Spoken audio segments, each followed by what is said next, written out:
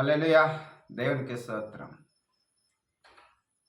దేవుని బిడ్డలారా, నేను దేవుని కోసం అది చేసిన, ఇది చేసిన అని చెప్తున్నారు కదా!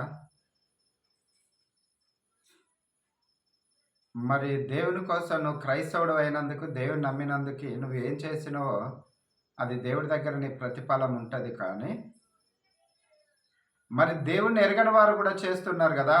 మరి వారి విషయంలో ఏం ఆలోచన చేస్తావు?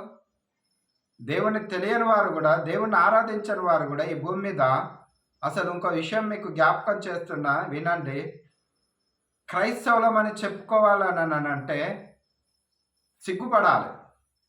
క్రైస్తవుడు ప్రేమించలేడు. క్రైస్తవుడితోటి సహవాసం చేయలేడు. మరి ఒక అన్యుడు క్రైస్తవుడితోటి సహవాసం చేస్తాడు. ఒక అన్యుడు దేవుని తెలియని వాడు క్రైస్తవుల మందిరాలకు కూడా సహాయం చేస్తారు.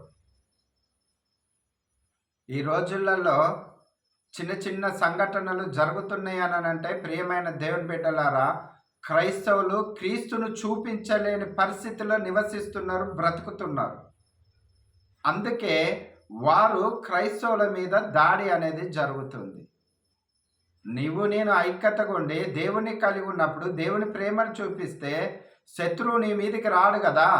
శత్రువే లేడు కదా. మనుషుల్ని ప్రేమిస్తాం కదా, మనుషుల్ని గౌరవిస్తాం కదా, దేవుడు తెలియచేసిన వాటిని తెలియచేస్తాం కదా, దేవుని బట్టి మనం నడుచుకుంటాం కదా. మనం క్రైస్తవులమై ఉండి మేము అది చేస్తున్నాం, ఇది చేస్తున్నాం, మా దేవుడు గొప్ప అంటాడు. నీ గొప్ప చెప్పు, దేవుడు గొప్ప పక్కన పెట్టు. దేవుడు గొప్ప అని సర్వ సృష్టికి తెలుసు, పక్షులకు కూడా తెలుసు, నోరు లేని జీవాలకు కూడా తెలుసు. నీ గొప్ప చెప్పు. దేవుడు ఎలాంటోడో సృష్టికర్త అయిన తండ్రి సమస్త జనులకు తెలుసు. ఈ భూమి మీద నివసిస్తున్న ప్రతి ఒక్కరికి తెలుసు. నువ్వు ఎలాంటో నువ్వు ఒక్కసారి ఆలోచన చేసుకో.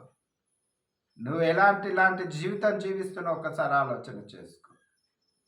మనల్ని బట్టి దేవుడు అవమానపరచబడుతున్నాడు.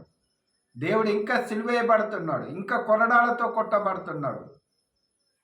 ఒక్కసారి ఆలోచన చేద్దాం.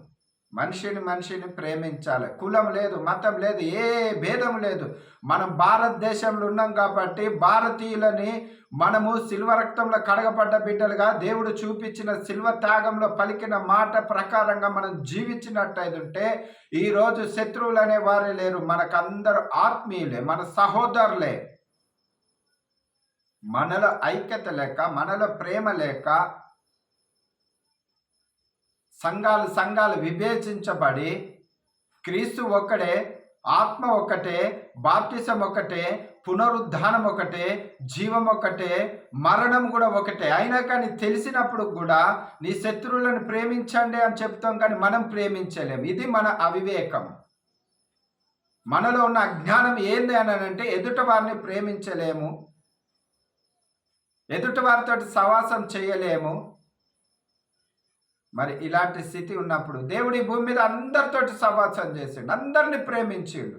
లేమిలో, కలిమిలో, దుఃఖంలో, బాధలో, వేదనలో ఊరు నుంచి ఎలేసిన వారితో కూడా సహవాసం చేసిండు. అంటరాని వారు అనేది ఊరు ఎలేసిన కూడా వారి దగ్గరికి పోయి దేవుడి ప్రేమను చూపించిండు.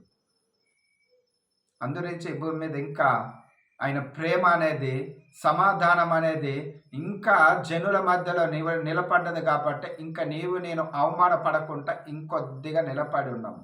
ఈ 2026లో అయినా సరే జ్ఞానోదయం తెచ్చుకొని, నా దేవుడు నాకేం చేసిండు, ఇంతవరకు నేను సజీవ లెక్కలు ఉన్నానని అంటే అది కేవలం దేవుడి కృప. నేను దేవునికి ఏం చేసిన అన్నది ఆలోచించుకో. నా వల్ల ఏమైనా ప్రయోజనకరమైంది ఉందా? దేవుడికి చేయకపోయినా పర్లేదు, కానీ ఎదుట వారికే చేయలేకపోతున్నావు. పొద్దుట లేస్తే అబద్ధాలతోటి జీవితాలు గడుపుతున్న మేము ఒకసారి ఆలోచన చేద్దాము.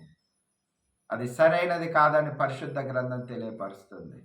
10 ఆజ్ఞలలో ఏ ఆజ్ఞ మీరినా కూడా పరలోక రాజ్యంలో దేవునిని నీతిని నెరవేర్చదని దేవుడు తెలియజేస్తున్నాడు. ఇట్టి మాటలు దేవుడు దీవించి ఆశీర్వదించును గాక. ఆమేన్.